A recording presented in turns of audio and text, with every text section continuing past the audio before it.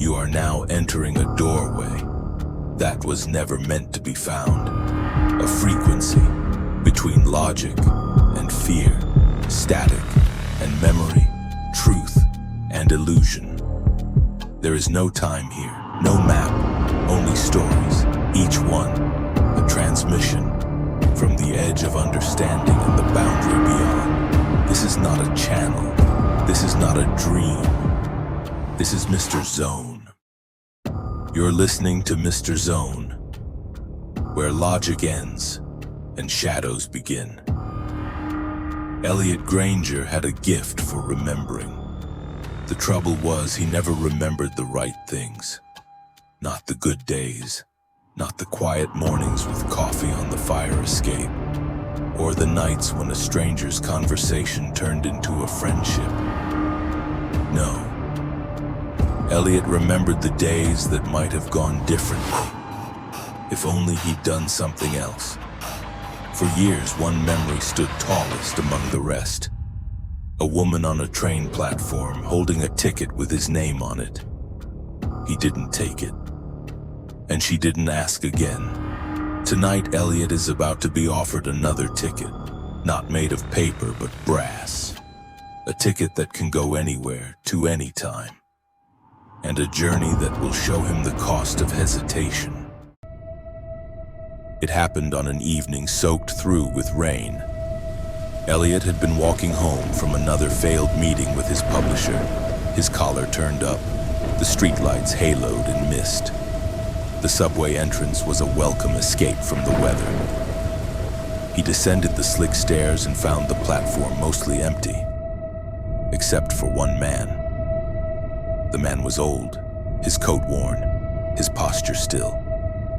He didn't move as Elliot approached, didn't speak, until they were close enough to hear the slow echo of each other's footsteps. Without warning, the man reached forward and opened Elliot's hand.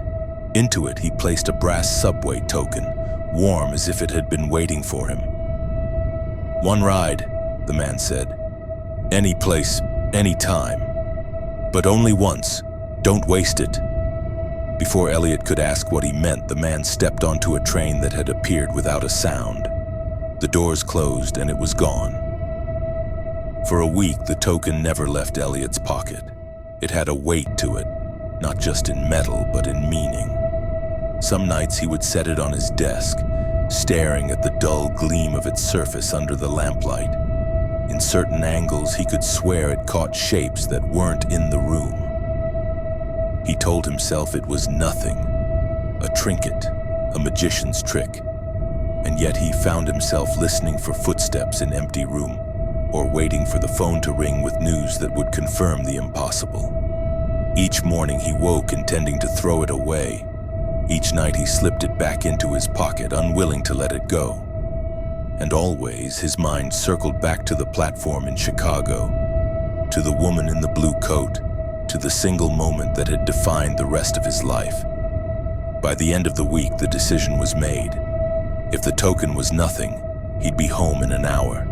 If it was real, he'd finally see her again.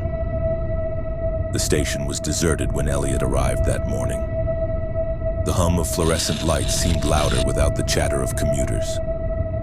He slid the token into the turnstile. The mechanism gave a heavy clunk that echoed far too long. On the other side, a single train waited. No number, no destination sign. The doors opened like an invitation. Inside, the air was warm and faintly scented with cedar. Wooden paneling gleamed under amber lights. The seats, upholstered in dark leather, looked worn but clean. The doors closed with deliberate slowness. The windows blurred, erasing the city. When they cleared, Elliot's breath caught. It was Chicago, but not the Chicago of now. The one from 15 years ago. The platform was alive with motion, the shuffle of shoes on concrete, the faint sound of a trumpet echoing from the street above, the smell of cold wind cutting through coal smoke. And there she was, Anna, the blue coat, the way she brushed her scarf from her eyes, the same tilt of her head as she laughed at something just out of view. Elliot's pulse quickened. His hands trembled. He could walk forward now, speak her name, rewrite everything. But as he stood there, rooted in place, a quieter thought pushed in. The man he was now had been shaped by losing her. The books, the friendships, the quiet, hard-earned lessons. All of it had grown from that wound. If he changed this moment, who would he be? Would he even still exist? Elliot closed his eyes, took a long, shuddering breath, memorized her smile. One last time. And then he turned back toward the train. The car was empty when he stepped in, the doors shut. The windows showed only black, no city, no world, nothing but endless dark. Somewhere in that silence, the old man's voice returned. One ride, any place, any time. You chose to go back. You chose not to act. That was your journey. Elliot swallowed hard. His voice cracked. Take me home. You had your chance, the voice said, and you spent it, going nowhere. The lights dimmed. The hum of the train faded to a whisper. The black outside deepened until it was all there was. And Elliot Granger rode on into the dark forever. Elliot Granger thought he was being wise, that not taking a chance was safer than risking a mistake.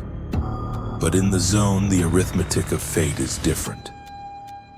Some journeys end where they began. Some never end at all. This has been Mr. Zone. And somewhere, an old man is still holding out a token, waiting for someone who thinks they have all the time in the world.